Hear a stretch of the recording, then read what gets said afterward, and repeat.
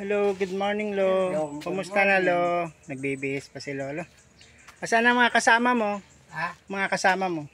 Sa Bagong Bayan, Umalis. ay pinuntahan. May pinuntahan. Opo.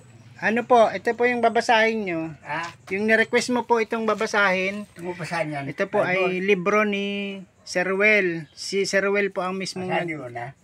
ang nagsulat po nito, author nito ay Sir Ruel. Ito po ay tungkol sa kanyang anak na 9 years old po ay namatay dahil sa Ay, sakit. biraw. Oo, yan. Anak niya po yan. Angel Lipat. Angel of God. Yan. The Angel of God ay gwapo. Opo, yan po ang anak niya na lalaki.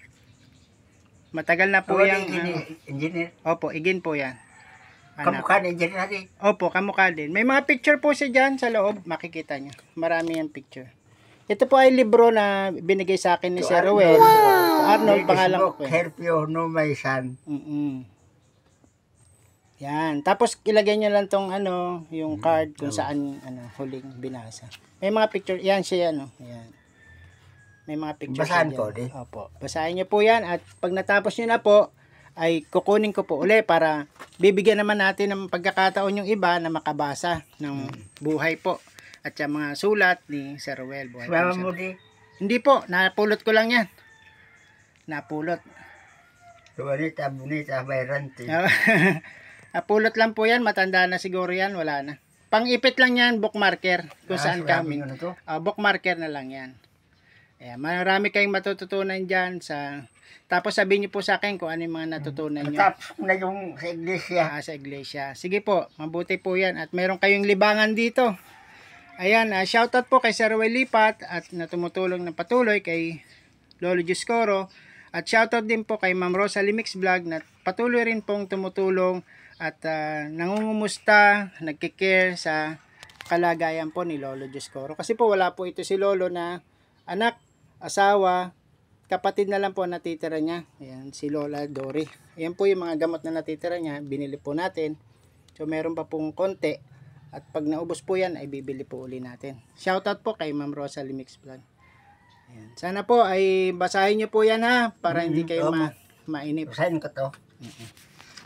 Ayan. Good morning po sa inyo. Good morning. Good morning. Morning. Salamat po tayo kay Rosalie, Ma'am Rosalie at kay Sir Ruel Lipat sa patuloy pong pagkikare po sa inyo. At sa ating mga tinutulungan sa Team Ruel Lipat dito po sa Bao, Camarines Sur.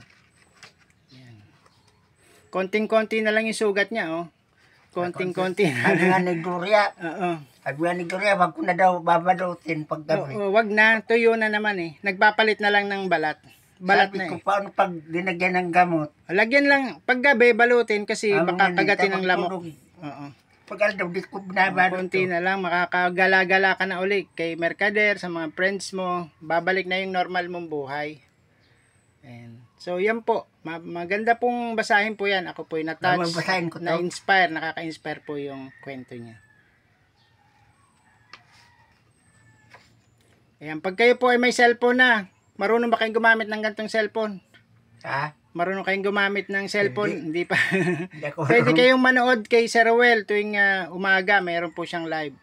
Parang programa. Ipapanood ko po sa inyo. Ha? O sige. Maraming salamat sa pagpapabideo mo sa amin. Basahin ko to. Yung buhay mo po ay napapanood ng lahat.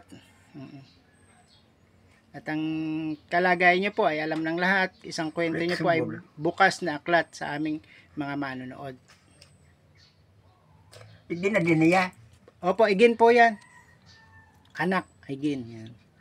Yan po yung kwento ng buhay nila. Oo, talagang. Ipairam ko po sa inyo yan. Wow, kung naka-exercise. Ingatan nyo po at kukunin ko po ulit yan pag natapos nyo na para yung iba naman mga kabataan ay may matutunan din. Ayan, maraming salamat. Shout out. At patuloy tayong Basahin ko to, engineer. tutulong sa mga nangailangan sa inyo. Purpuran sa Diyos to